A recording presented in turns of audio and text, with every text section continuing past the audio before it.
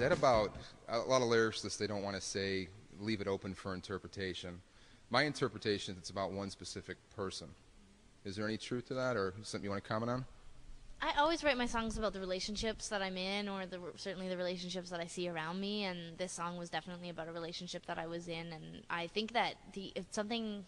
I was having a conversation with a friend recently who is not an artist themselves, but dates a lot of musicians or has dated a lot of musicians, and we were laughing about how when you're a musician, you always tell someone, "I wrote this song for you," but it's really not for them. It's really just about how that person makes you feel. So really, the song is actually about you. So really, I have albums of material about me. It's not really about a person. It's just about my experience with that person. So that's really what the song is about. Is just my experience in a relationship. And it's about sort of like the emotional distance and infidelity that can come with being in a long-term relationship. Not necessarily like the physical infidelity, but certainly the emotional disconnection that can happen when you've been with somebody for a long time. So that was what it was about.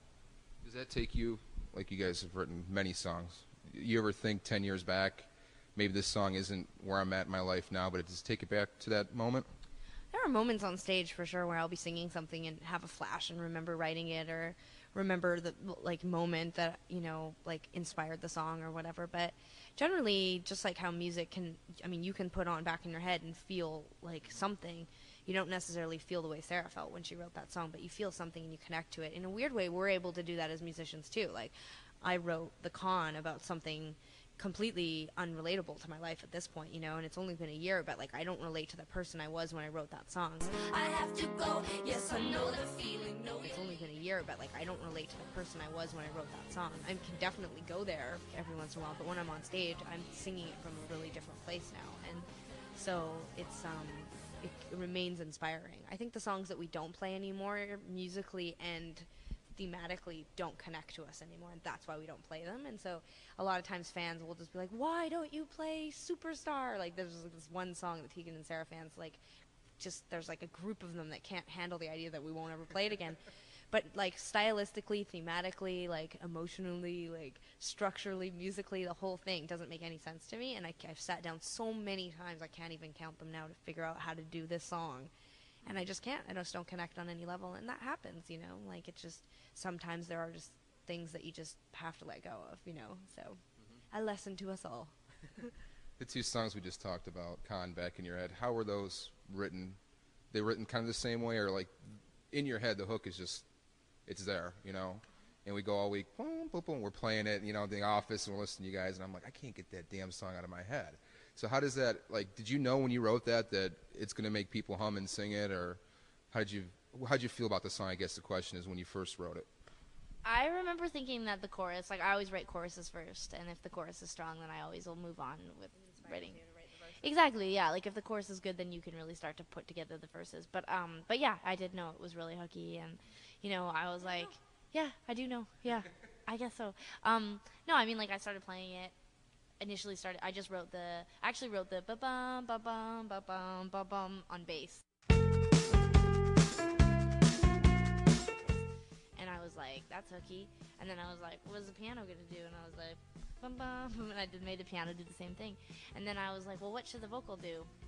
Well, I'm going to have it do the same thing. It just was easy. I just this song is so simple, it wrote itself. So, but yeah, I knew it was really hooky. And I always play it for someone, and I like to play it for someone in person because I think that I can tell a lot more from their physical reaction than what they eventually end up saying about it.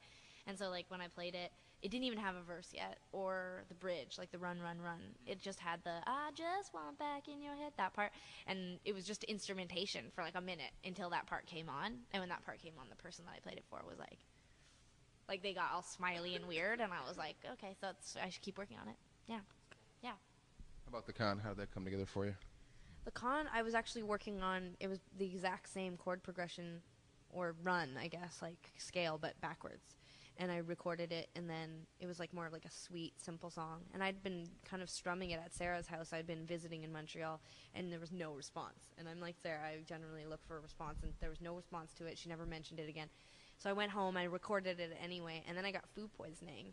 And when I woke up the next day, I kind of stumbled into my office and listened to the song and literally dragged the session and pulled it into the garbage. I was like, that is absolute crap. It's not hooky at all. It's not interesting. It's too wordy. Just didn't feel right at all. And then for days I kind of just I was strumming it back and forth, and then it just started to kick in my head that if I just played it the fourth and not back, that it made more sense. And I immediately started writing a verse for it, and then liked the verse so much that I was like, I'm just going to do the same thing for the chorus, just change my strumming pattern. And then I started recording it. It was probably from like the time that I realized that the chord progression made more sense the other way around, probably 6 or 7 hours. And I just spent the entire time laying down more guitars and vocals and keyboards and synths. And then I got the MIDI controller out and started playing the drum beat. And it was probably 2 in the morning when I finished it, and I went to bed. And when I woke up, I put my iPod on and I listened to it one time through, and I could not stop smiling, and I was like, holy crap, I just wrote a hit. And I got up and I sent it to Sarah, and she called me and was like, that's really cool. And the vocals were really they were overriding, like they were recorded way too high. And I left it because I thought it really hit home, like really like hit the point home. And I sent it to a few other people, and everyone agreed that it was really good. And yeah, that was it. It was just kind of like a mistake. It was just fooling around and was about to give up on it, and you know, just happens. You have those moments. Generally for me, the process of actually writing a song becomes kind of like a blur. You know, it's like an 8-hour period that disappears from my memory once it's done.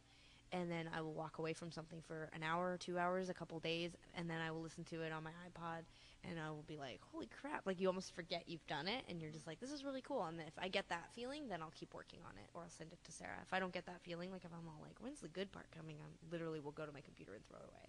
I don't keep anything that I don't think is awesome. Even if everyone else thinks it sucks, I still keep it. Like Give Chase, not going to throw that away. I think it's really good.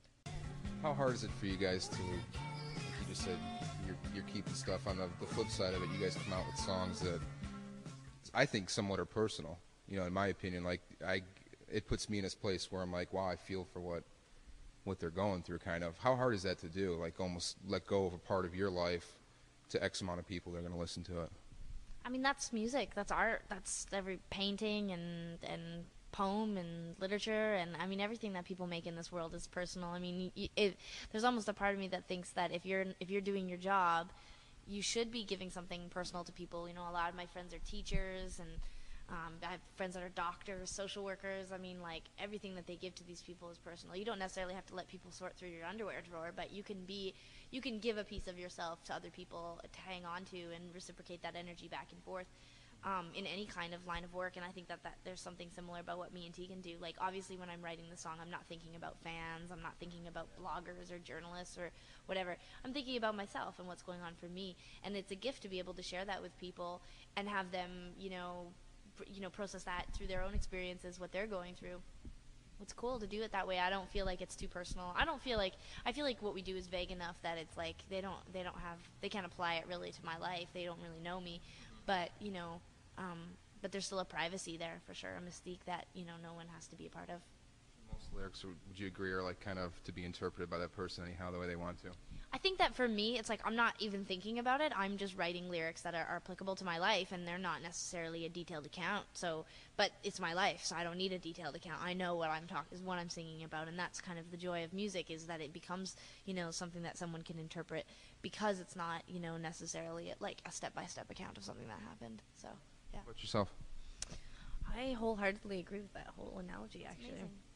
I really do, yeah. I think that Sarah's right. You know, you're writing about your own feelings and experiences, but you don't need explicit detail, because I think we are those types of writers. I think lots of people write with explicit detail, you know, poetry or novels, or, you know, like, I mean, people are writing down their lives generally, but I think we're just interpreting emotion and our experiences, and they're general enough that I think everyone can apply it to their lives, and that makes it feel like I don't feel like I'm in the audience exposed, or I'm standing in front of an audience exposed. I feel like I'm standing in front of an audience relating, you know, relating the way I would in conversation. So I'm not going to tell you all about my life, crawl into your lap, hug you, nuzzle you, and like you're going to do the same, you know, but I'm going to tell you enough about me that you're going to feel close to me, and you're going to feel like you could potentially, when we stand out at the end of the night and talk to our fans, I mean, they tell us really inappropriate, I think, or personal things about themselves, but that's because they feel that connection, you know. But again, like, there's still a line where I feel like we can get personal, but it's not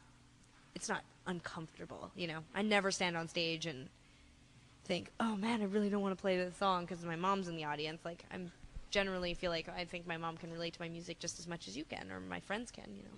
So thank you for taking the time to say hello to us.